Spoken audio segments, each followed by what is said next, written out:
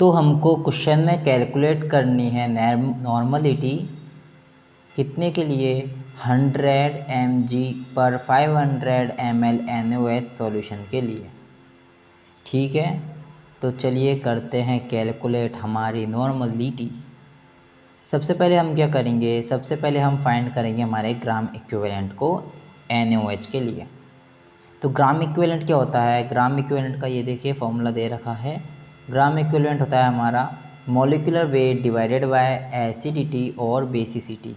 इधर 1 की जगह होगा हमारा एसिडिटी और बेसिसिटी।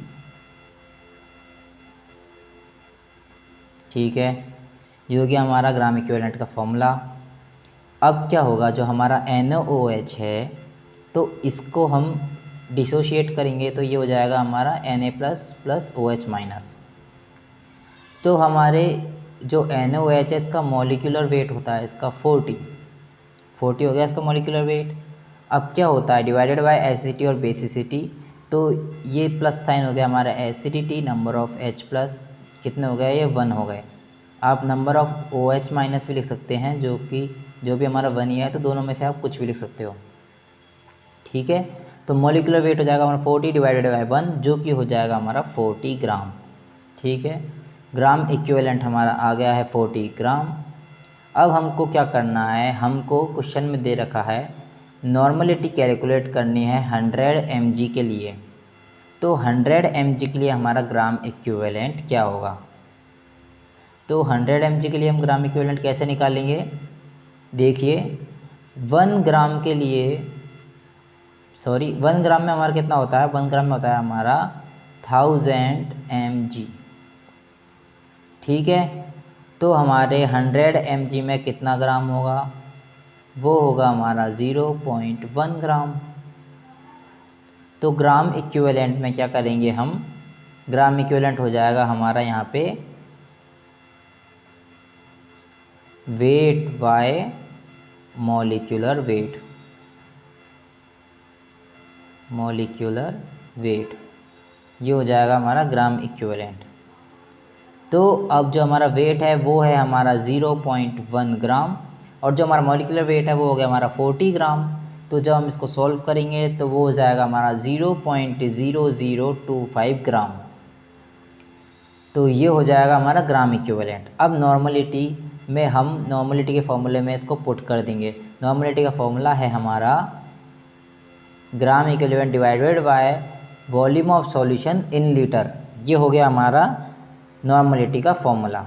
तो ग्राम इक्विवेलेंट हम यहाँ से पुट कर देंगे हमारा 0.0025 ग्राम, और डिवाइडेड बाय हम वॉल्यूम ऑफ सॉल्यूशन है जो कि हमारा ml में दे रखा है, तो 500 ml हो जाएगा। अब हम ml को हम लीटर में कन्वर्ट करेंगे, तो ml को लीटर में कन्वर्ट करने के लिए क्या करते हैं, हम ml को लीटर में कन्वर्ट करने के लिए हम करेंगे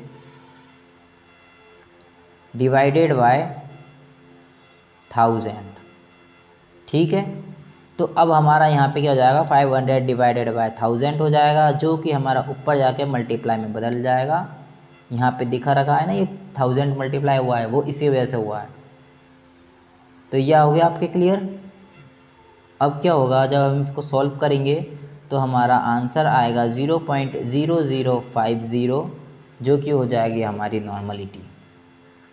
ठीक है, अब हमारे क्या है PYQ है ना, तो उसमें ये क्वेश्चन हमारा पूछा गया था 100 ग्राम, ऐसे पूछा गया था, mg में नहीं पूछा गया था, ये हमारा पूछा गया था 100 ग्राम में। तो हमको नॉर्मलिटी कैलकुलेट करनी थी 100 ग्राम पर 500 ml NaOH सॉल्यूशन के लिए। तो कैसे कैलकुलेट करेंगे, तो नॉर्मलिटी का फॉर्मूला तो हमारा सेम है, और जो हमारा ग्राम इक्विवेलेंट है उसका फॉर्मूला भी हमारा सेम ही होता है। ये हो गया हमारा नॉर्मलिटी का फॉर्मूला, और ग्राम इक्विवेलेंट हमारा कितना आया था, 40 ग्राम, है ना, ग्राम इक्विवेलेंट आया था हमारा 40 ग्राम। तो हम आगे करते हैं। अगर हमसे पूछेगा एग्ज़ाम में कि 100 ग्राम के लिए निकालो, और हमको दे रखा होएगा 500 ml दे रखा होगा हमको NaOH सॉल्यूशन, तब हम कैसे निकालेंगे, देखिए हम कैसे निकालेंगे।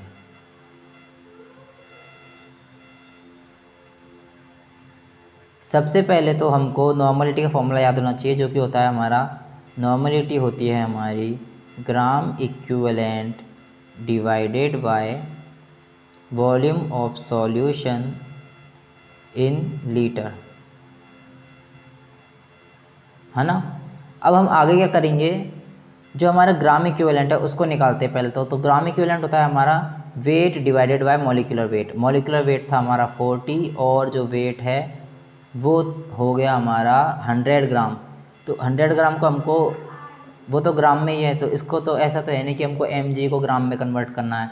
ग्राम में हमको दिया हुआ तो मैंने सीधी वैल्यू पुट कर दी, 0 से 0 उठ जाएगी, तो इसको सॉल्व करने पर आ जाएगा हमारा 2.5। तो ये तो हो गई हमारी ग्राम इक्विवेलेंट। ग्राम इक्विवेलेंट क्या आई थी हमारी 2.5 ग्राम। तो अब हम ग्राम इक्विवेलेंट को हम नॉर्मलिटी के फॉर्मूले में पुट कर देंगे। 2.5 डिवाइडेड बाय 500 इंटू हमारा 1000 से मल्टीप्लाई मैंने इसलिए किया है क्योंकि जैसे ही हम 500 ml को कन्वर्ट करेंगे लीटर में तो वो हमारा डिवाइडेड बाय 1000 होगा और नीचे से 1000 हमारा ऊपर चल जाएगा, तो वो हमारा मल्टीप्लाई में कन्वर्ट हो जाएगा। और इसको जैसे ही आप सॉल्व करेंगे तो आपका आंसर आ जाएगा 5 नॉर्मलिटी। तो यही हो गया हमारा आंसर। अगर हमारा क्वेश्चन होगा कैलकुलेट नॉर्मलिटी फॉर 100 ग्राम पर 500 ml NaOH सॉल्यूशन के लिए, ठीक है। चलिए अब चलते हैं हम हमारे नेक्स्ट क्वेश्चन पे, जो कि है how will you prepare 0.1 NaOH solution for 100 ml के लिए। तो देखिए इसमें देखने वाली बात क्या है, तो अगर हम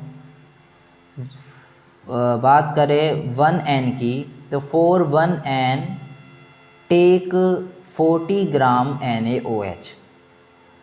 1 नॉर्मलिटी के लिए हम क्या लेंगे, 40 ग्राम लेंगे हम NaOH, ठीक है, यहाँ तक क्लियर है।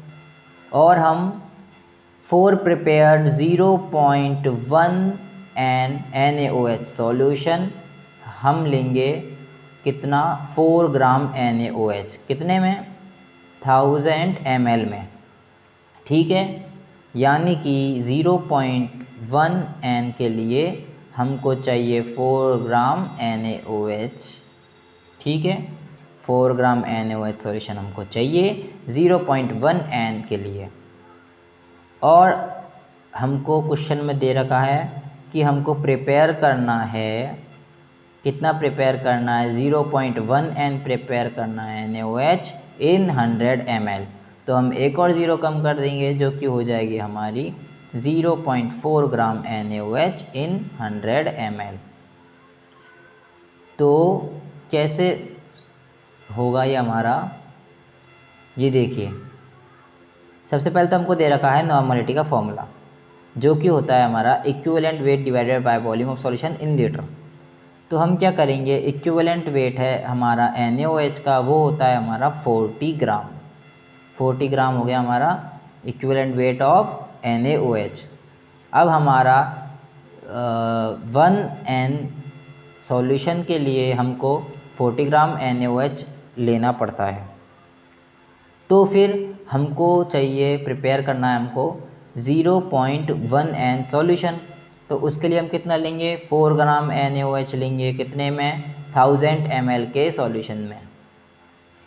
और हमको क्वेश्चन में दिया गया है कि हमको 0.1 N NaOH चाहिए इन 100 ml में।